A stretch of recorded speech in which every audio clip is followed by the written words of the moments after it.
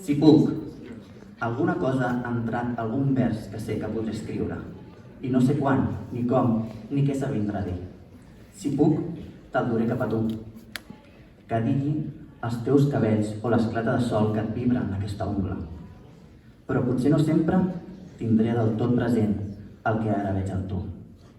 He sentit el so fosc d'una cosa que em cau dins d'algun pou. Quan suri, he de saber conèixer què ve d'aquest moment. Something has crept into a line that I know. I'll be able to write, and I don't know when, or how, or what it will turn out to be. If I can, I will bring it to show you. Qu'ils disent tes cheveux ou l'écaille de soleil qui te vivent sur l'ongle. Mais peut-être n'aurais-je plus tout à fait en tête ce que je vois en toi.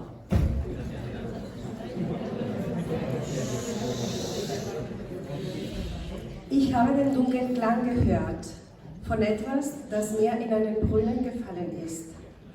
Wenn es auf dem Wasser treibt, werde ich es erkennen, dass es von diesem Moment herrührt. Eren uns poemes inspirats amb la tipologia de poesia del senyor Gabriel Ferrater, que enguany fa el centenari del seu naixement.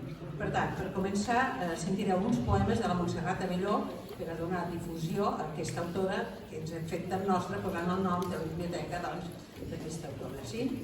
Bé, doncs, comencen els alumnes de literatura catalana a llegir aquests textos. Et parlaré amb paraules no descrites, amb tremor de veus que s'alcen i blasmen oblits. Et cridaré en la fosca per retrobar el gleix del teu alè fosc en crepuscles encara vius. I cercaré amb afany l'arbre de nit que decanta el seu brancatge i rebla els teus camins tensos de records i de desig. Mai de tu no naixerà el silenci, un eixam de paraules et perseguirà arreu, esclava per sempre dels teus mots. La mar és blava d'un blau lleu d'alba tendra, gairebé blanca, que el sol tot just daura d'una breu pinzellada. I ara ben sola, tracto de retrobar-me en les paraules que em defugen esquives, al fons altiu del silenci. Res no és fàcil i l'amor em corprèn. Llibres i mans i llapis. Desesmada escrius, com si les paraules no fossin ja teves. Lentament van caient en el buit, on estranys ocells d'ales amples volen el seu encalç, i amb els llars becs, a poc les esmicolen.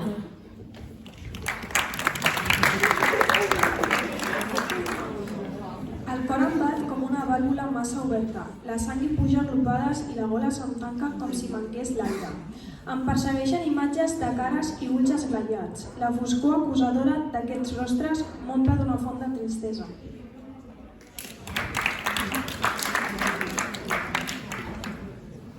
Aquest teu aire suau i el desig que m'embolcalla m'omple els ulls i em vertebra paraules. Encara que no ho vulgui, en cada mot que dic hi ha un bri de tu. Ja no puc parlar sense que hi siguis. Ulleres fosques, sorprens de cop aquell noi jove dels anys 40. Sense por, et preguntes si la raó del poema pot ser la dona que somrient sempre recordes.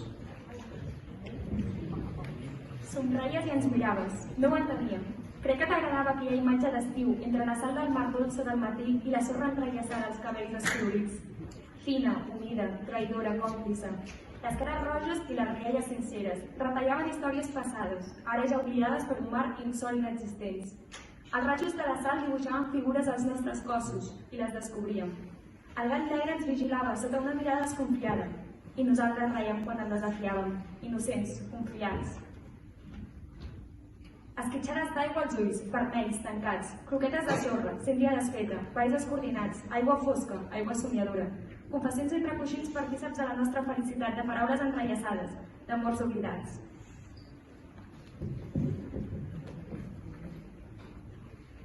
Tardes d'estiu entre cançons.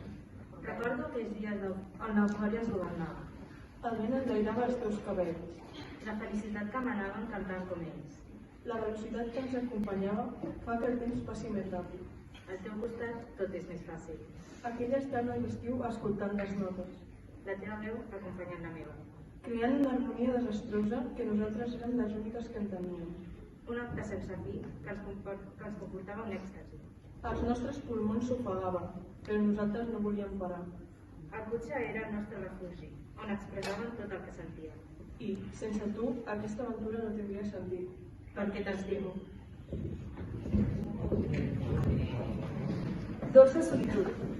Un vent fred i sec em colpeja la cara mentre camino, capficada, amb un peu darrere l'altre.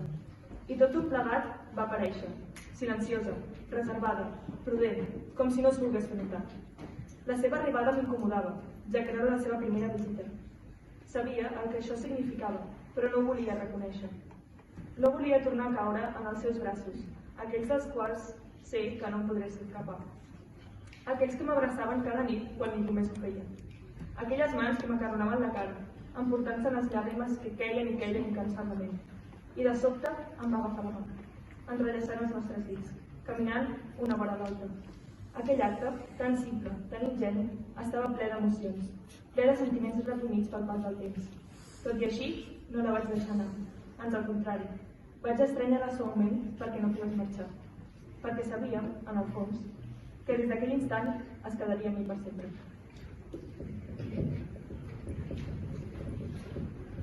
Sempre la mateixa història.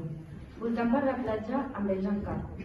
Apareixes allà, davant meu, amb aquell somriure indòcil i tendre. Llavors, tota la resta fuig. La platja ja no hi és. No escolto les onades xocant entre elles. No trobo la sorra entre els meus dits. No sento la calor del sol acariciar la meva pell, però sí que t'escolto, et trobo i et sento. Sempre cau al mateix lloc, per molt que vulgui sortir.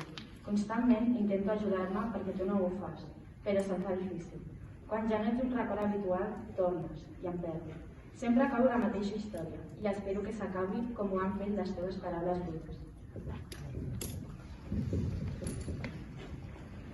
Camino pel desig de retrobar la teva mirada, pel desig d'una última moixanya d'aquelles que deixaven rastre, en les meves galtes, en les meves cames, en la meva ànima. Però de cop m'aturo. Hi ha un senyal on indica que he de fer mitja volta. He d'agafar la teva mà i fer-la fora del meu tros de pedra, el tros de pedra que vas aconseguir fer-lo de seda i pendret. He d'agafar el nos que em travessa la bola, fer que baixi arrossegant totes i cada una de les petjades que vas deixar dins meu, amb tanta força que em fa caure genolls a terra, sense dos dits al front, amb el cap a baix i una llàgrima que m'esborra cada petjada, d'aquelles que em vas deixar un dia a les galtes.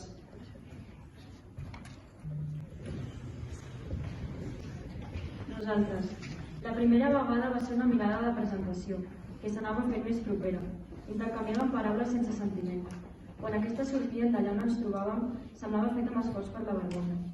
Un dia la platja va ser aquell lloc, on les paraules s'omplien d'alguna cosa més que de lletres. Les onades i el sol guiaven la conversa, que cada cop era més tendra. Entre rialles i capussades, el rugit de la gent parlant. Semblava que només nosaltres fóssim presents en aquell moment.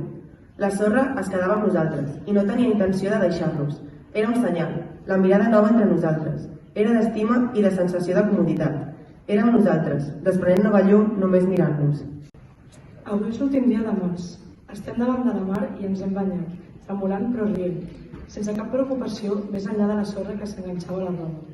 Els colors que durant l'hivern varen estar apagats només han necessitat un raig de llum per reneixer, i t'he recordat, i he recordat com solia somriure davant la primavera.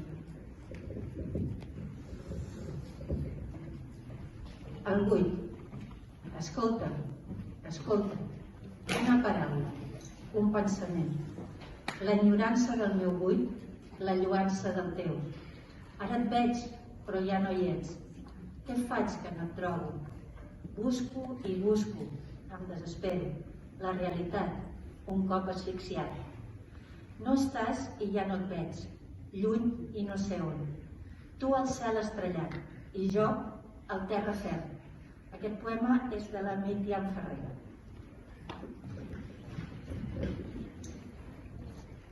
Tantes coses aquí i allà. Poques i moltes coses em succeeixen. De llunes plenes a llunes noves, quan em quedo tan buida com elles. De llunes noves a llunes plenes, quan em quedo tan farcida com elles. I de vegades quedant creixents o minvants, que suposo que també va bé. Però al cap i a la fi, això defalleix, i només em queden coses. Coses aquí i coses allà. Coses aquí que sempre venen soles, perquè potser massa juntes arribarien a saturar. Però és que són tantes les que resten quietes, immòbils, durant molt, massa temps. Però són minsos afegiments a l'actitud que tot suposa, minsos afegiments a la gravetat que som nosaltres. Una gravetat que només ens fa viure. I allà, tantes altres coses que s'esvaeixen, ràpidament i en tan poc temps, massa poc temps, que no em permeten ni pronunciar una última paraula, fer un últim petó o dir un últim adéu. Tots aquests, alhora, són minsos afegiments a l'actitud que tot suposa, però minsos afegiments a la lleugeresa que som nosaltres. Una lleugeresa que no ens deixa mirar enrere i tampoc endavant. I aquesta gravetat i lleugeresa que som, que no ens decidim mai per cap cantó, carrega i carrega i carrega, fins que un dia descarrega.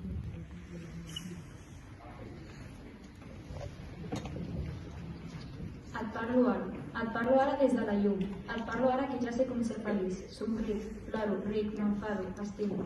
Ara et puc dir que el sol ja no em molesta, que les riallades dels altres no em fan mal, que les mirades d'elles ja em diuen coses, sento els seus petons, les seves abraçades. Et parlo ara que sento, sé que ara no ets capaç de sentir, ara no saps com estimar, ho has oblidat. La llum del sol et pica la pell pàl·lida, la respiració s'accelera amb el ritme dels pensaments, el ritme del cor et fa mal al pit. Ho sé que ara no pots, sé que ara pots marxar. Et parlo ara que ens torno a estimar, et parlo ara que torno a sentir.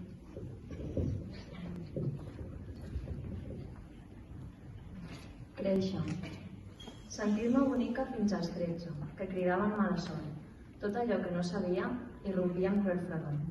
Amb el temps m'acomiadava dels anhels i dels amors, tornar a casa de la mare i recordar què és el que soc. I ara intento contradir-me i negar-ho de tot cor, però és que créixer no és aprendre si t'hi ensenyes el dolor.